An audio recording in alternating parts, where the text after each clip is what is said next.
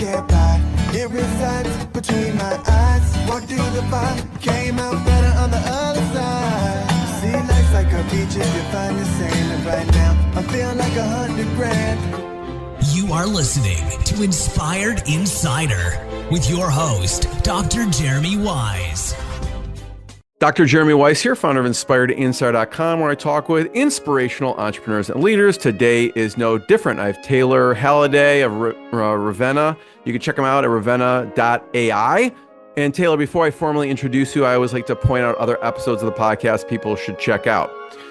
Since this is part of the top software series, we had the co-founder of Zapier, who Tylor knows well, Wade Foster, and just amazing what they've done and how they've grown throughout the years. So you can check that episode out. I had Brett Brauman on, who is a growth operating partner at Khosla Ventures, who also invested in Ravenna, and I know Tylor knows Brett as well. That's also a great episode on just growth in SaaS companies. Some of the other ones, the co-founder of Pipedrive on, when I had him on, they were, I think, 10,000 customers.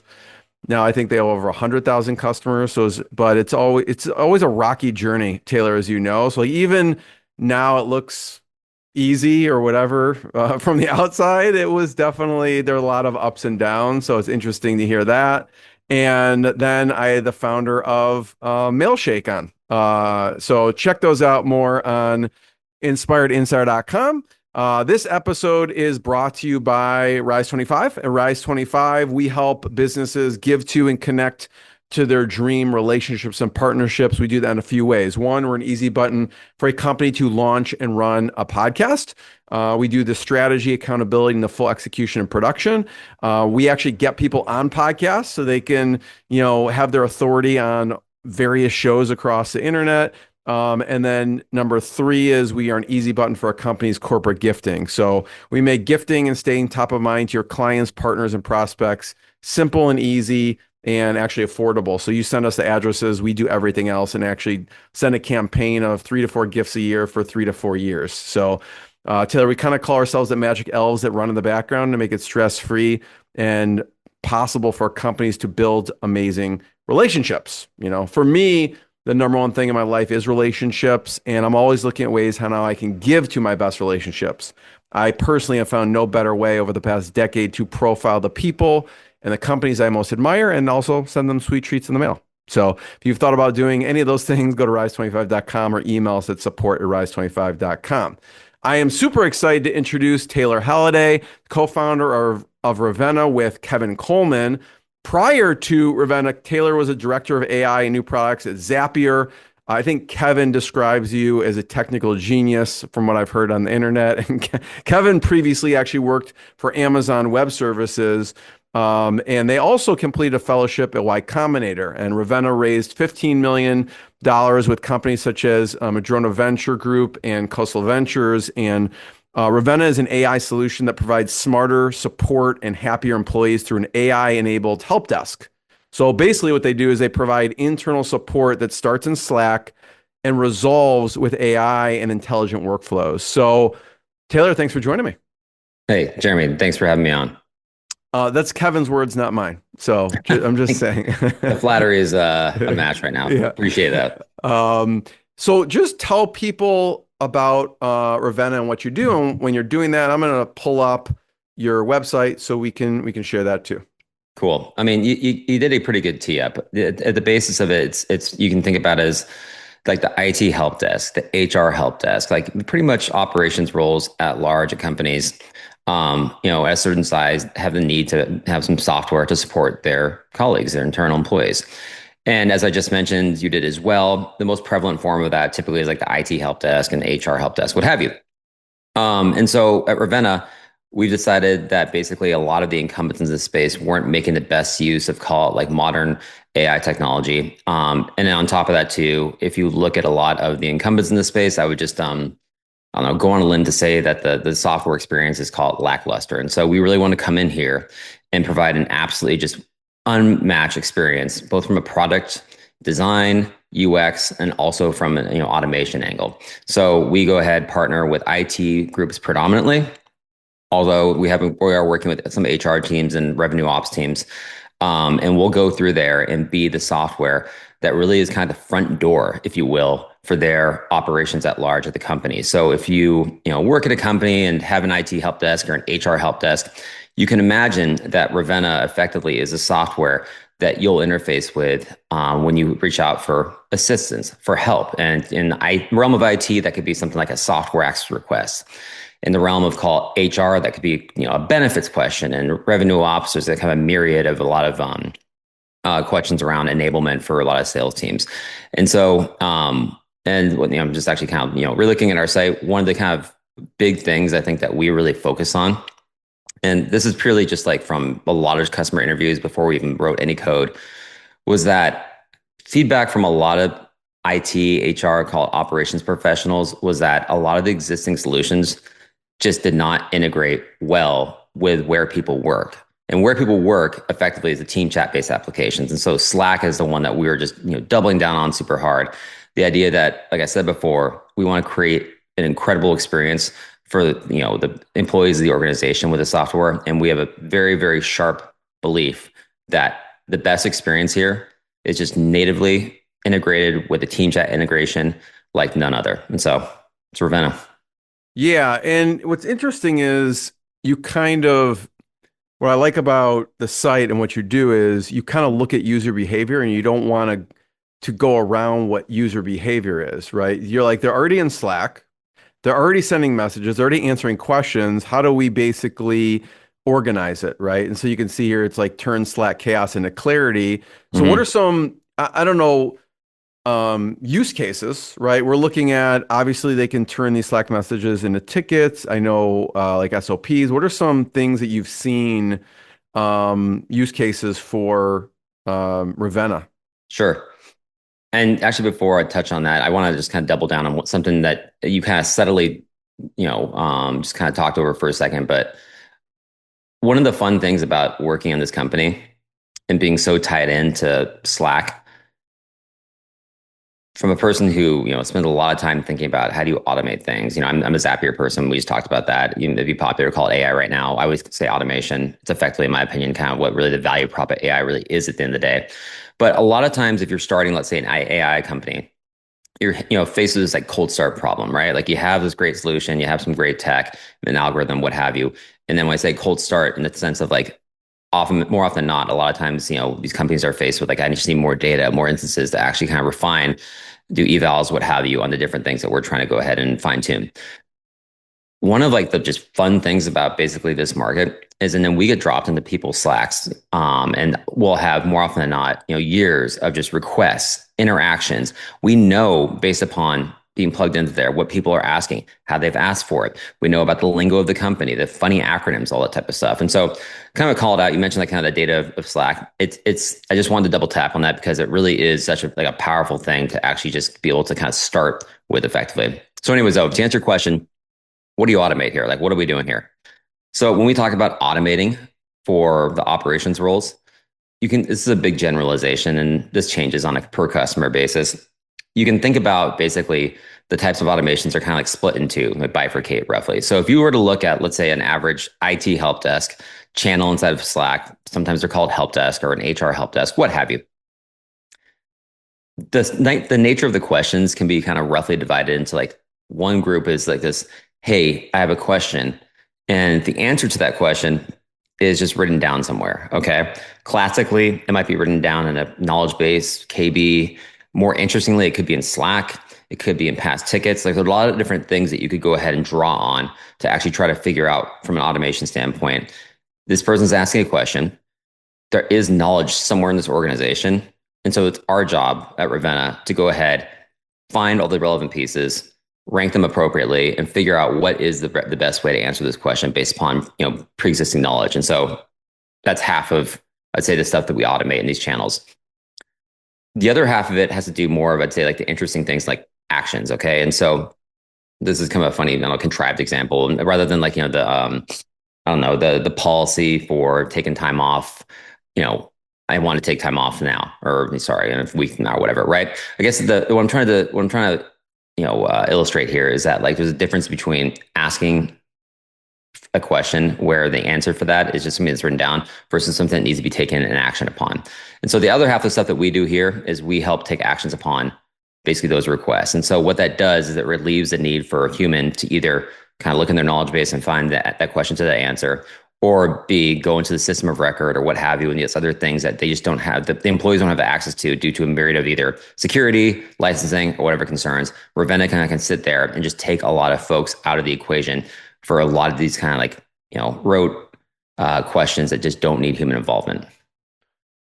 Talk about, and I think it looks like you integrate, obviously it starts in Slack, but you can pull in, your AI can analyze, people connect other applications they use too. Absolutely. There's a cross section right there. We do a lot more than that though. But absolutely, it's everything we do here is frankly customer led. And so we connected quite a few systems at this point. It's all just based upon customer feedback. Confluence isn't listed there. A handful of other ones aren't as well, but Google Drive, what have you. So basically, if someone asks a question and they just connect their Google Drive or their Notion into there, and then it kind of just draws from all of the collective knowledge of those places to answer it. Sort of. So there's an approach here that I think is worth calling out, like in how we kind of think about this, and it's a little different than I think a lot of popularized like enterprise search products. So if you've ever heard of a product called Glean, and there's a bunch of them like Glean, but Glean is very much like a horizontal enterprise search. The value prop there roughly is like, hey, you give us everything we got, and we're going to suck through all that type of stuff, and we're going to present it back to the entire company. It's this very peanut butter spread approach, where like we're just going to grab everything that's ever been written and like give it to all the employees, and then we're going to create a better experience there. And I'm sure they have a better pitch than what I just gave, but regardless, way we think about it, honestly, is I said before, like we have 3 folks predominantly we work with. We do work with some other groups, but like IT, HR, revenue ops. Inside our product, we go ahead and basically create a UX where, yes, we integrate with these things, but we've just gotten a lot of feedback around like, look, the problem about these enterprise-wide search stuff is they're pulling up stuff that, yeah, it might have a keyword that overlaps or something like that, but it's not really relevant. There's so much stuff out there in like the universe of company documentation and data. And so what I'm trying to say is that we go kind of the extra mile from a user experience standpoint, to let you be really precise about what data it is you want inside that realm of your IT help desk, or your HR help desk, right? And furthermore, we just really, really try extremely hard to make sure that we are never answering a question that you don't explicitly like give us data for, right? So if you ask us who are the 49ers and you didn't tell us who the 49ers were, despite the fact these models absolutely know who the 49ers are or what city they came from, we won't answer it. So anyway, it's a subtle yet like I think very, very important distinction, because it has actually been pretty much kind of like the yes on a lot of different purchases, being like, we have had enterprise search wide things. It's been good or okay. But it hasn't been able to kind of really get down into the nitty gritty of the details that we get asked for these help desks. And the way that we, basically think that we win here effectively is just making it really explicit about the data that comes into play, and the data that's allowed inside of these channels. Taylor, I want to hear more about niche. Obviously, anyone who uses Slack and wants to have a better, support their employees and make it easier, faster, more intelligent can use this. But talk about why IT is a big component. I know you help HR and revenue ops. Why focus on IT as a niche? Good question. And, part of it is, I'll just go there. There are several reasons here. And so classically, if you were to look up, like, what is this help desk market? Okay. And even when I first started looking at it, it wasn't super clear to me kind of what the larger market here was. It's a long-standing market. It's called ITSM. Okay. Giveaway, IT is half the acronym. So this software is not just been around recently. It's not just the AI. It's been very much a thing since, basically, I don't know, since IT, HR operations groups have pretty much decided that they need software to make their lives easier. Okay. And so IT has typically been the entry point for a lot of these type of like purchases and sales. I think a couple of reasons why. One is that this is basically software that kind of can span across operations groups more often than not, especially call it in like the enterprise to mid-market to upper mid-market. IT is kind of the gatekeeper for a lot of those type of software purchases. Okay. And so How to come to be exactly. There might have been a little bit more of, hey, someone's smart, the buyer's gonna be IT, might as well put them in the acronym. That's part of it. And then the other part as well, I would say that, IT especially is very, very close typically to the team chat applications and the control mechanisms there. It's the folks who allow and who really take pride in making sure that they're, writing or letting the right applications inside there. And then just furthermore, they also just have a myriad of requests and questions that come across their desk, which are highly automatable, frankly speaking. So perhaps that's the most important one. But there's a bit of kind of retro reasons, and there's a bit of just kind of current affairs. No, that makes sense. I mean, it seems like the IT, and even across lots of industries, are the decision makers, gatekeepers, and everything flows through them. And if you can make their job easier, better for the organization, then you can, essentially, kind of go across different markets in the end too. Yeah. There's another, I will say one more thing too, is that, one of the things that's exciting about this market, which I always kind of hoped would become true, and it really is proven to become true as we've, gone to market more. It's not just the IT help desk. I've already said HR, revenue ops, right? But what's been happening is that we'll go through and start working with the team, IT predominantly, but it can kind of start anywhere. And we just get inbound. Like, wait a minute. I put in an IT help desk request. I work in, name it, marketing ops, right? We have an operations desk. Like, where did the software come from? There's a lot of visibility that you get just by being in someone's Slack, which is great from an expansion standpoint. It goes back to your why IT question. That glide path of expansion, going from IT, who's already blessed the software, to a marketing group or to a different HR group, it's a much easier, I would just say, glide path, rather than like, we started with revenue ops, they just kind of okayed it in there, and then it goes to IT, and then you're going to go through a lot more different reviews and what have you. So again, there's just kind of some, I don't know, it's more like frictionless, I guess. Yeah, that's a good way of thinking about it. But it's definitely a component of why we also, to be clear too, we're always looking just for a front door in the organization. We have a strong belief, like I said, that once you get in there, you can show great value and efficiency, and it's going to fester. It's going to go ahead and expand. But the better glide path is typically to start with IT. What was, Taylor, a first milestone from a customer perspective within Ravenna from when you first started, like a first customer milestone? Someone who said how did you get your first customer? Someone who said they would actually first work with us. That's a big milestone. Yeah, it's it's funny. I kind of have this thing where I think in terms of the kind of logarithmically, like how to actually go ahead and build for scale. And a lot of times people are like, hey, we have to do XYZ thing from the engineering standpoint, because we might have 1 million users one day. And I don't know. The thing I kind of preach to the company is like, look, guys, nothing matters until we have that first customer. After that, high fives, add a zero. And that matters is getting to 10 customers, and then to 100, then to 1,000. So that's kind of the scale I look at. So anyways, back to your first question. The first customer being home-based, shout out to John Wallman and the crew over there. It's every customer, I think, like, especially like your first one, it's just like in the early stages, like, oh man, you went on a limb, you believe with me, you kind of see the vision here, and it's, every startup is an ugly duckling, so to speak. And we're on our path to try to get prettier along the way. And part of that first several customers are always going to be the folks who acknowledge kind of like the warts, if you will, on the way things are, but they can see basically the vision. They align, they agree with you on kind of your version of the future. And what they're willing to take a leap of faith. So anyways, back to your question, I think, like, what was what was kind of the first milestone there? It was getting, I would say, like, a big thing here is trust. I always think about customers and faith in you, and it really comes to me in terms of trust.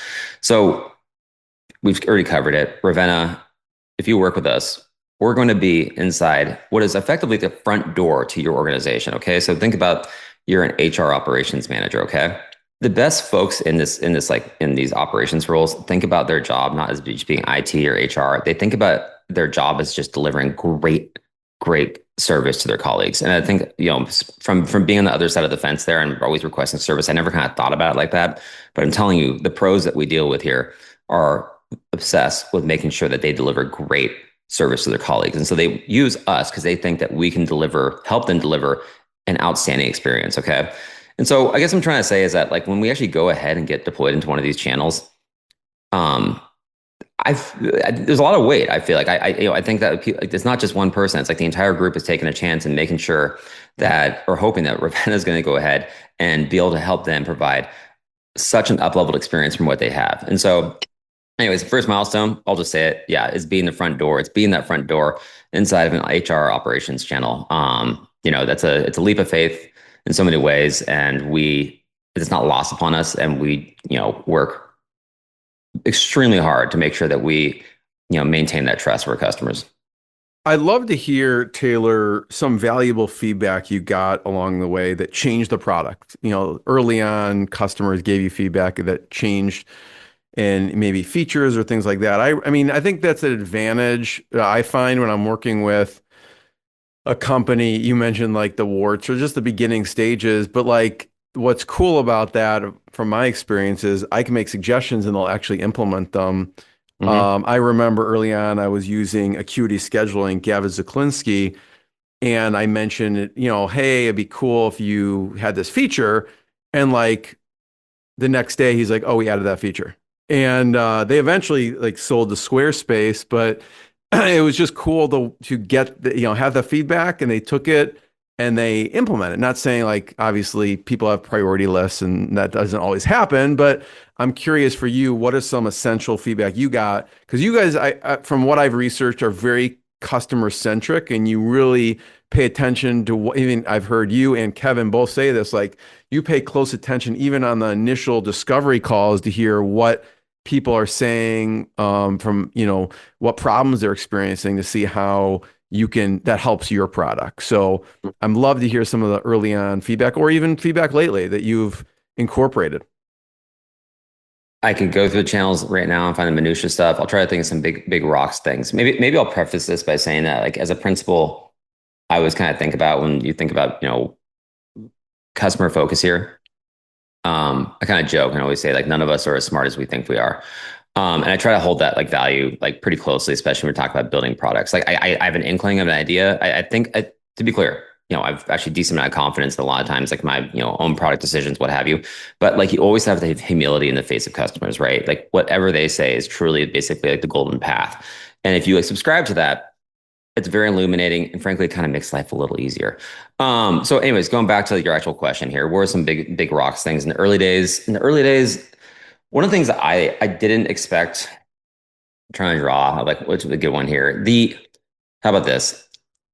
I didn't appreciate the sheer importance of reporting, analytics, and insights for operations roles at large, or IT, HR. And let me explain that a little bit here. So the way that you basically, you get budget, performance, review, what have you. Basically, the way you perform, you translate, communicate progress of your job as an IT, HR, whatever professional, is to give great insight into critical work that you are doing and the value that you provide to the organization. Okay, so you're going through we're about I'm to just update this looking, today. I figured I would pull up the features because like I'm sure all of these came from someone suggesting something or asking for something at some point, right? Oh, I didn't Yeah. come up with a triage mechanism by myself. Yeah, no, 100%. Like every single one of these was like flushed out via a lot of feedback. But sticking with what I said before on the analytics and insights, I would just say that there's been a lot of feedback into like, look, if you were gonna propose that we're gonna put some software into these channels, like it needs to actually, if you guys want to win, make it extremely easy for us to tell a story about the value that we're providing with your software. And the way you do that is you execute extremely well on just easy, beautiful, out of the box insights and analytics. So that was kind of a big one that turned into a pretty large feature set that we have been just trying to make bulletproof. And it hasn't been released yet, but we're going to revamp of the system. And we just did our internal demo day on Friday, where everyone kind of shows off some of the work that we've done. And a bunch of people were joking that we built a world class analytics suite that has some ticket product features as well. Anyways, it's pretty cool, and so that's I think a big thing, just an area of investment that like has just been drilled into us by a lot of feedback, and we've taken it extremely seriously, and it's a big component of what we do here. Yeah. I mean, it's true. It's like how one company starts is never how they end up. So who knows, like through customer feedback, you may be the world-class, analytics platform or something, 10 years from now based on whatever customers are asking from you, right? So who knows where it's going to go.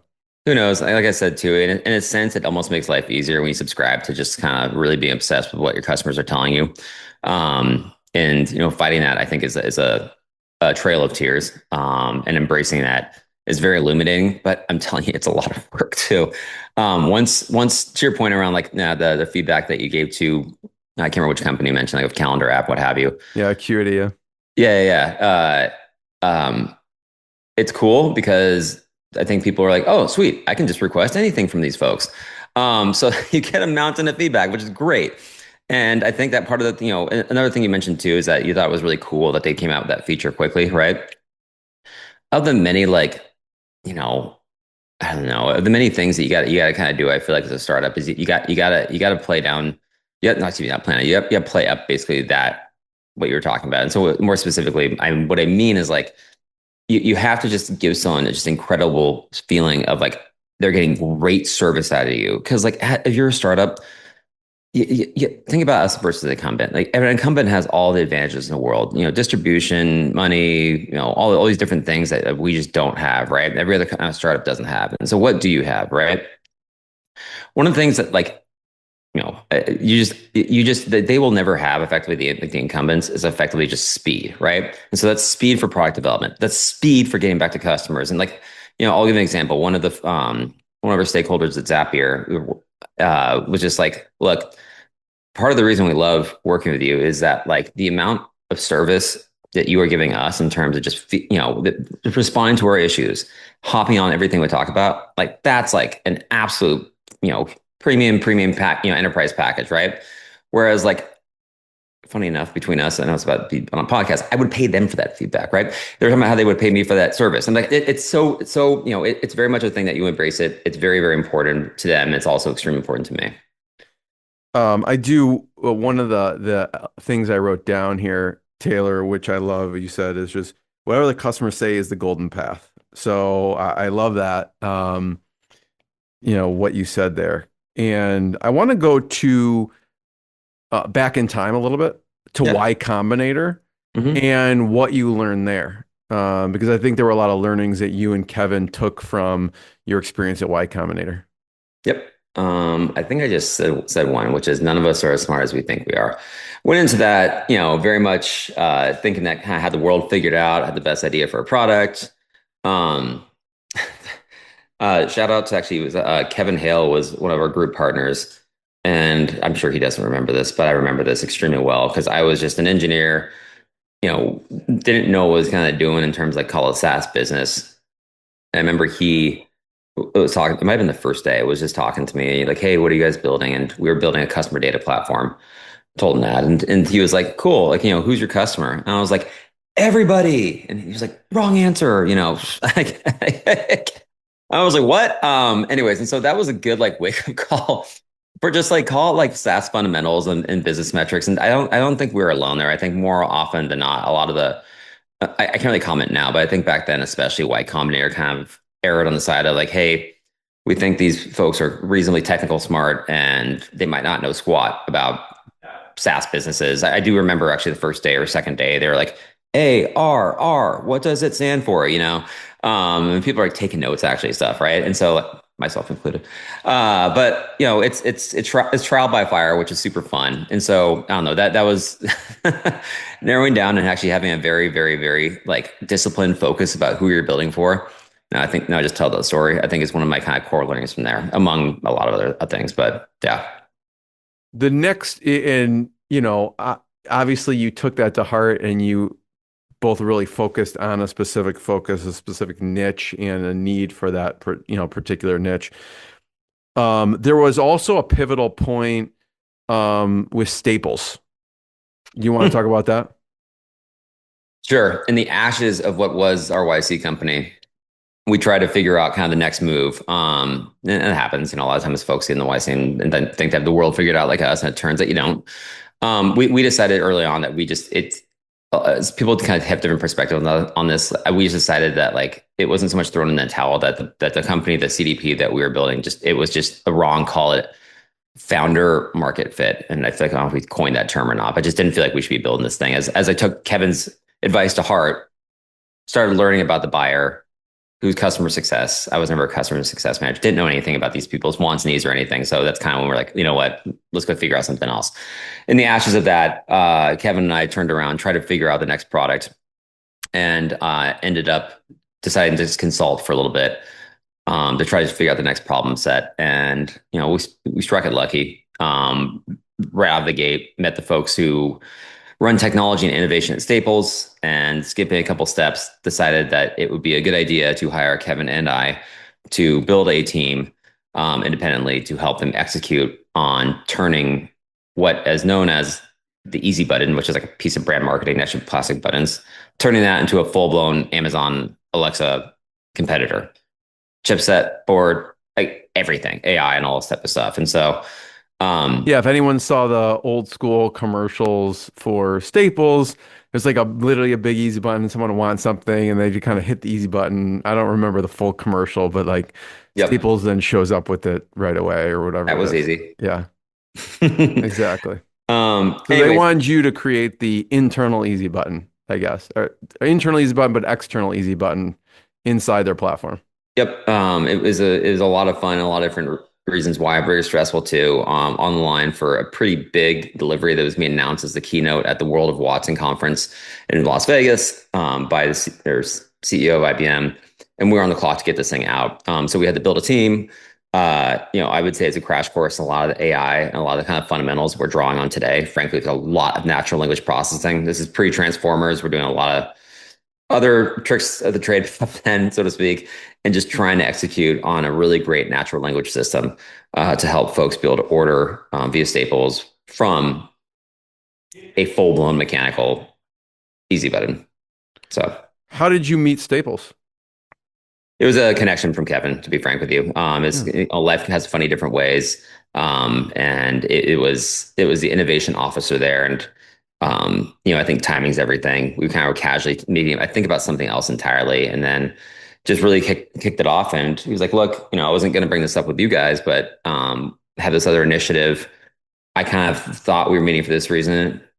Luck so have it that I am really trying to find a group of just innovative folks to help us execute on this big initiative we have. Would you be interested in taking a look? And that's kind of how the trail got started. I just find, Taylor, in life and in business, yeah, you could say you struck it lucky somewhat, but I think of like it's really relationships in the end. It's connections and relationships. And like you had relationships in you and Kevin with Zapier and Amazon, and you went through Y Combinator, and we just accumulate these amazing relationships that then you just never know where it's going to lead or opportunities it's going to bring. So obviously, whatever definition of luck, opportunity meets hard work and skill and all those things kind of came together at that point. Yeah, I'm a fan of that definition for what it's worth as well. It's I don't know. I also think you can't be very prescriptive about it. That's kind of the fun thing about luck at the end of the day is that you got a bunch of chances to do these kind of fun things, and the pieces might come together in these really fun, interesting, odd ways that frankly you never would expect.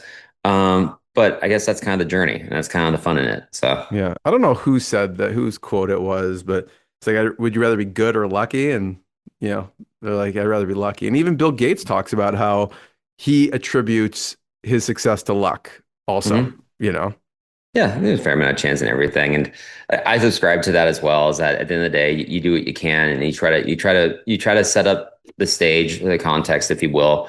That there's a handful of quotes I'm actually forgetting, but effectively, yeah, like you try to set the stage, try to set yourself up to get lucky. Effectively, if it doesn't happen, life is still fine. It's great. But yeah, you try to kind of set the pieces in play for chance. So it goes from like Y Combinator, Staples, you have this opportunity and you both really capitalize on it and build something cool there. Then how do you get to Ravenna from there? Sure. Kevin and I ended up running that consultancy that we worked with Staples on for quite a while. Ended up shutting it down around 2020.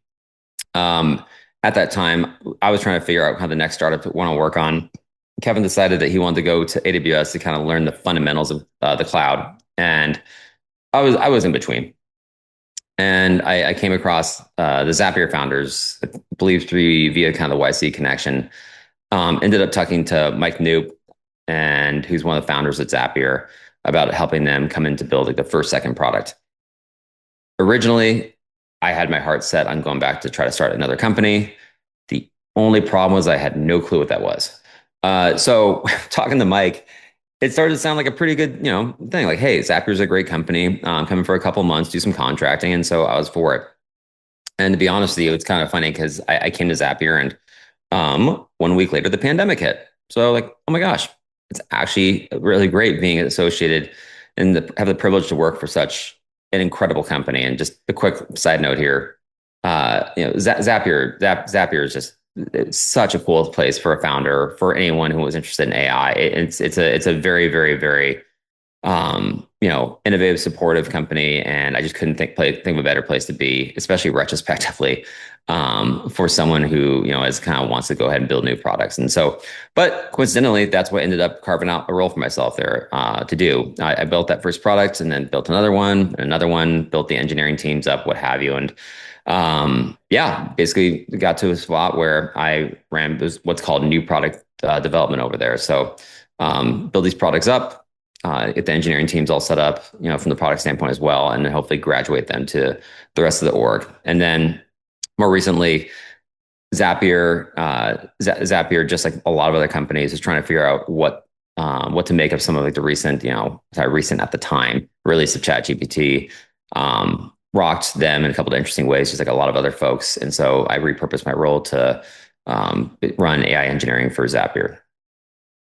And so when do you and Kevin reunite?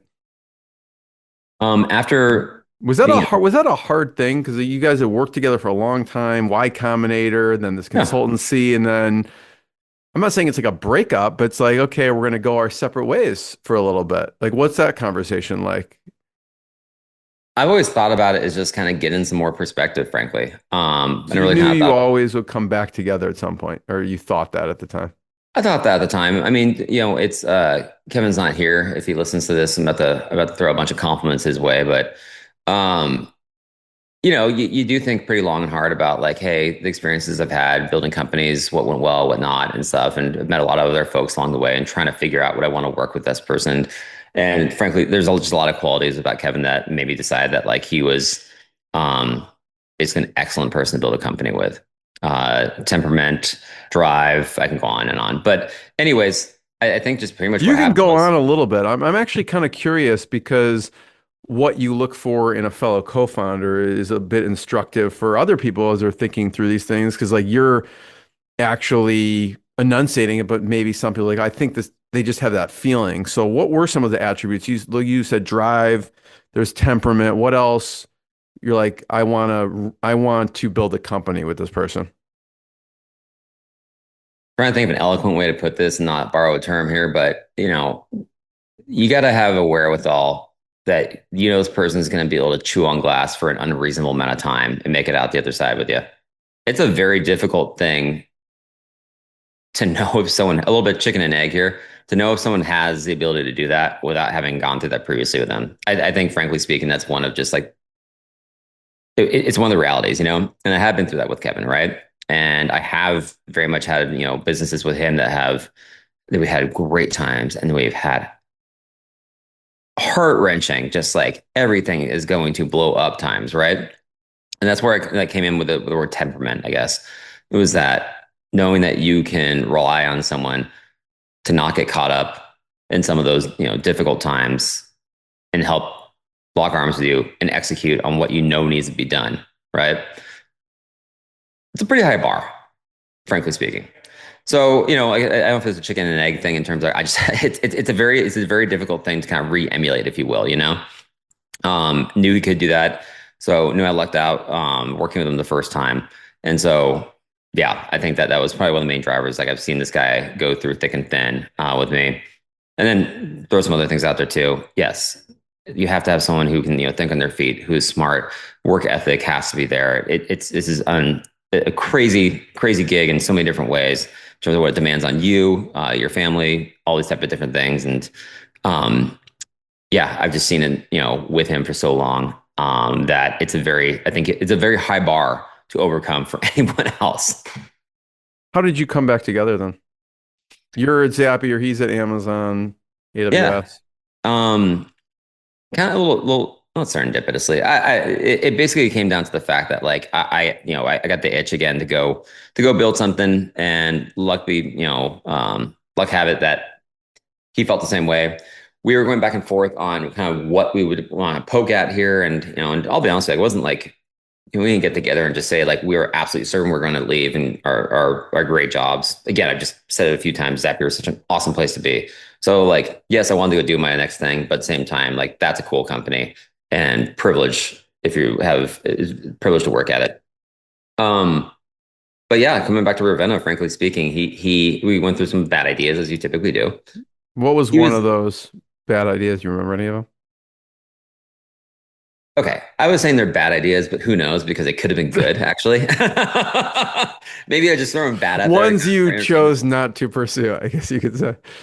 I don't know. There's some cool stuff around, leveraging AI to do like static server generated pages for a mass go to market. Frankly, it's I don't have to go too much into it. I don't know what Wade's conversation with you was on his podcast, but Zapier had a playbook back in the day where they just really good at making SEO driven pages. And that was a manual thing back then, and you can think about how you can use AI to accelerate a lot of that engine nowadays. So something around that neck of the woods was definitely one of the things we're circling on. Um, but anyways, what do we get back together on, or why do we get back together? From the Zapier side standpoint, I spent a good amount of time with Wade and Mike and the founders, kind of talking to a lot of just contacts they had and call mid-market enterprise around, hey, this AI thing's here. If you could wave a magic wand, kind of what's your version of like the promised land? It's very open aperture type of like, suggestion, and heard a lot of stuff. One of the hallmarks, I think, of like the consistent themes that I heard was that like feedback around like, wow, I really wish or hope or think AI, if I embrace this thing, this kind of nebulous thing, AI, depends on who you're talking to, that this thing has the ability to help me create like a more efficient organization. And so I saw that through, automations with Zapier, insights. Hey, a lot of times executives be like, I didn't know what my marketing team is doing. I guess at a high level, do I really know what these folks are doing when we have a couple hundred people? It's hard for me to top down efficiency. I kind of saw basically the understanding of AI or their hope or their promise of it as something where you can kind of bottoms up this. Like if we give people more of the tools to make themselves more efficient, perhaps this is kind of the unlock here. And that is what I just heard over and over. I didn't hear like a ton of external use cases. It was just internal. And so I kind of heard that drum getting beat so many times. I had like my ears poked up for an internal focus operations product, frankly speaking. And yeah, Kevin came up to me and was like, hey, look, I've been at AWS now for a handful of years, and there's this homegrown tool called Simple Issue Manager, which is effectively going back to the beginning of our conversation, an ITSM tool that Amazon homegrown. And he was like, look, this thing is just, like I said before, the grease in the enterprise cogs. If this thing were to grind to a halt, AWS would like just literally grind to a halt. This, would just be an absolute a showstopper. This is a critical backbone for how we get things done here. And that's where we started being like, okay, what's the larger market? Realize that there is quite a bit of a larger market. I was trying to understand what the market even was. ServiceNow is the biggest version of this. There's a lot of big companies downstream of them. And that's really what kind of tipped us off. And then the story comes back to kind of where you and I started just before we started writing code, getting folks on the phone when I worked at Zapier, when he works at AWS, folks in tech, folks in the Midwest, folks like basically like in just even kind of went more broad, I think, than we normally would have, and just trying to get a lot of IT, HR folks on the phone. It's like, cool, you're a user of the software, you know it well. What are the pain points? All these type of things. And that's how we started really kind of developing some of the original theses behind what is now Ravenna. Taylor, I'm curious, from what I understand, you and Kevin are married with kids. And Right. what's that conversation look like with the family at the time to be like, okay, I'm at Zapier. This is great because we know from a hard work chewing on glass perspective, going to a startup. Yep. Was there that conversation? What did that look like? If there wasn't that conversation, I most likely would be divorced right now. Um, um, it's tricky. Like, I'll be honest with you. Like, it's okay. A couple thoughts here. I get asked about this quite a bit by folks who are thinking about starting their own company. And it's tough because I'm lucky in the sense that my wife is one of the most supportive, people on the planet. Um, it's not just that; it's that she was with me during the first kind of foray of this whole thing back when Kevin and I first did this, and so she's seen like what the deal is, right? She knows the drill, and so when it came time to do this, I will say another contrast too. Back when Kevin and I weren't working originally, or weren't started work originally on our first company. I mean, that was ramen diet status, right? Like if it didn't work, like, less ramen or something, it was fine, like it's not really that big of a deal. But now we got two kids. And so it's definitely a deal, and it's a conversation. And, I think I'm speaking for her. My wife at least, knows that it's a passion of mine, that this is truly one of the things that I think I have a lot of faith in and a lot of excitement around personal, excitement in. And I think that, potentially could turn out to a great outcome, but most likely not. But reading by the numbers, who knows? It's one of those things you got to kind of like take a real kind of hard look at like what the actual chances are of doing this. But I don't know. Then you got to take the dive. And so it was a conversation for sure. And I'll just say that I'm blessed to be with my wife, and I know Kevin has similar conversation with his, and I think that we're lucky to be supported by such great folks in our lives. No, thanks for that. I know, it's not just the founders chewing on glass sometimes, right? It's the spouses and family Yeah. at times too. At what point do you decide to raise money? I don't think so Kevin and I were working on this, and we decided that we heard a lot of feedback, and we had kind of a prototype and tried to figure out, okay, like at what point do you raise money? This is this is summer 2024. And we decided that it would be best to ask some investors that we knew in Seattle their advice. It legitimately was a conversation looking for advice.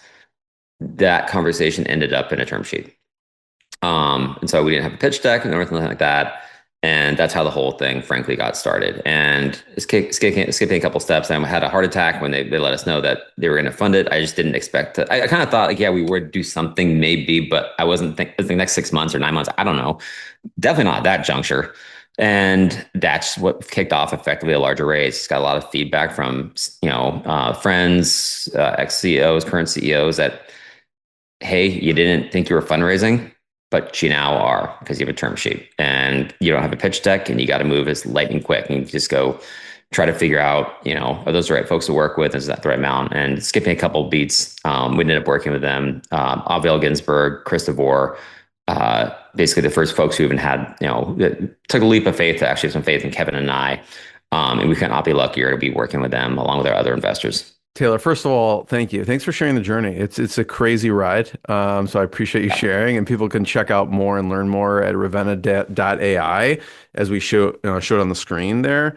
I'm just curious from your standpoint, what organizations out there would be good to use Ravenna? Maybe it could be ones you're in conversation with, ones maybe you're not in conversation with, just as you're thinking through the perfect companies to utilize what you have. Totally. So one of the fun things about, I think, this market is that the need for the software, for internal operations software, it's actually purely a function of headcount. And that inflection point, like when you need the software, changes. It could be 100, 300. It depends on the verticals, and I'm not going to go too much into that. But after a certain point, you need this kind of software, right? We're starting with what we think the big tech forward companies, the folks who are really excited to use like the latest and greatest in tech. And so to answer your question directly, over a couple hundred employees, call it like, new age tech, either VC backed and or just working on some interesting kind of tech products. That's kind of the realm that we're focusing in right now. And after, like I said, 300, 500 people, you're going to have an IT group. You're going to have an HR group. Okay. And that's really just kind of basically the crosshairs for us at this point. And that's where we're starting. But that all said, pretty excited to actually see where this can go. Like I mentioned a second ago, it's purely a function of headcount. So we're excited to, probably in, 2026, start poking around different other kind of verticals outside of tech really, and just try to see, are there kind of more interesting kind of niches, what have you, that we can kind of really hone in on. Tylor, thank you. Everyone check out Ravenna.ai to learn more. Check out more episodes of the podcast, and we'll see everyone next time. Tylor, thanks so much. Thanks so much, Jeremy. What I got, you can't buy. It resides between my eyes. Walked through the fire, came out better on the other side. See, life's like a beach if you find the sand. And right now, I'm feeling like 100 grand.